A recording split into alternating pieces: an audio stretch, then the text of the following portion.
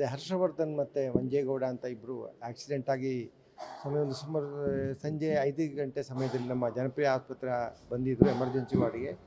ಆದರೆ ಇಬ್ಬರಿಗೂ ತೀವ್ರವಾಗಿ ಏಟಾಗಿತ್ತು, ತಲೆ, ಎದೆ ಮತ್ತು ಹೊಟ್ಟೆಗೆ.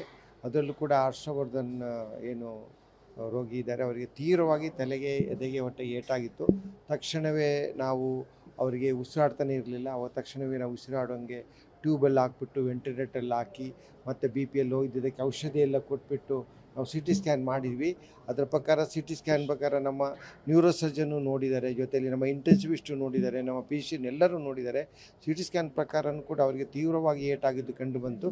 ಅದೇ ಇವಾಗ ಎಲ್ಲ ರೀತಿಯ ಚಿಕಿತ್ಸೆಯನ್ನು ನಾವು ಕೊಟ್ಟು, ಯಾವುದೇ ರೀತಿಯ ಶಸ್ತ್ರಚಿಕಿತ್ಸೆ ಮಾಡುವಂಥ ಯಾವುದೇ ಒಂದು ಏಟು ಇರಲಿಲ್ಲ. ಆದರೆ ತಲೆಗೆ ತುಂಬ ಏಟಾಗೋದ್ರಿಂದ ಅವ್ರಿಗೆ ತುಂಬ ತೊಂದರೆ ಆಗಿತ್ತು. ಆ ಮುಖಾಂತರ ಇಂಡೈರೆಕ್ಟ್ಲಿ ಅದು ಹಾರ್ಟು, ಹೃದಯಕ್ಕೆ ಅಲ್ಲಿಗೆ ಅದು ಸಮಸ್ಯೆ ಆಗಿಬಿಟ್ಟು ಕೆಲವೇ ಸಮಯಗಳ ಹಿಂದೆ ಅವರ ಹಾರ್ಟು ಕೂಡ ನಿಂತು ಅವರನ್ನು ನಾವು ಇವಾಗ ಅವರ ಡೆತ್ತನ್ನು ಕೂಡ ನಾವು ಈ ಟೈಮಲ್ಲಿ ಡಿಕ್ಲೇರ್ ಮಾಡಿದ್ದೀವಿ. ಎಷ್ಟೊತ್ತಿಗೆ ಇವಾಗ ಒಂದು 1/2 hour 45 minutes ಬ್ಯಾಕ್.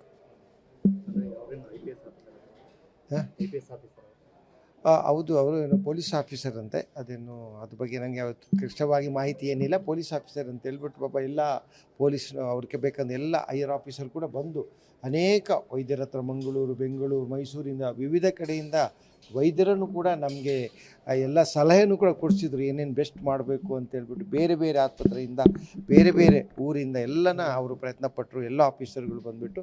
ಆದರೆ ಅದು ಏನೂ ಫಲಕಾರಿಯಾಗಲಿಲ್ಲ. ಅಂದರೆ ಅವರಿಗಾದ ಏಟು ಅಷ್ಟು ತೀವ್ರತೆ ಆಗಿತ್ತು.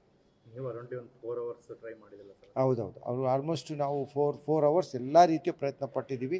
ಜೊತೆಯಲ್ಲಿ ಬೇರೆ ಬೇರೆ ವೈದ್ಯರುಗಳು ಮಂಗಳೂರಿಂದ, ಮೈಸೂರಿಂದ, ಬೆಂಗಳೂರಿನಿಂದ, ಈವನ್ ಡೆಲ್ಲಿಯಿಂದ ಕೂಡ ಅನೇಕ ವೈದ್ಯರುಗಳು ಫೋನ್ ಮಾಡಿದ್ದು ಮಾಹಿತಿ ತೊಗೊಂಡ್ರು, ರಿಪೋರ್ಟ್ ತೊಗೊಂಡ್ರು. ಅಂದರೆ ಏನು ಮಾಡಿದ್ವಿ, ಬೆಸ್ಟ್ ಏನು ಮಾಡಬೇಕು ನಾವು ಇಲ್ಲಿ ಮಾಡಿದ್ವಿ.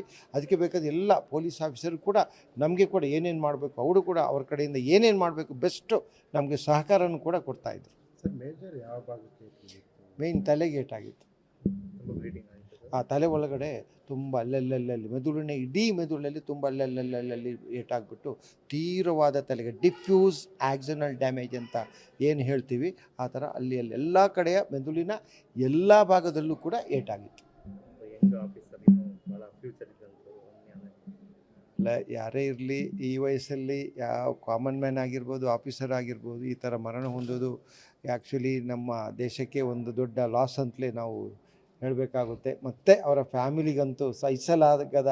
ಯಾಕಂದರೆ 25-30 ವರ್ಷ ಅಂದರೆ ಬೆಳೆಯುವ ಮರ, ಇನ್ನು ಫಸಲು ಕೊಡುವ ಟೈಮಲ್ಲಿ ಅಂದರೆ ಖಂಡಿತ ಇದನ್ನು ಸಹಿಸೋಕ್ಕಾಗಲ್ಲ. ಆ ಟೈಮಲ್ಲಿ ಇದಾಗಿದ್ದು ಎಲ್ಲರಿಗೂ ಬೇಸರ ಸಂಗತಿ.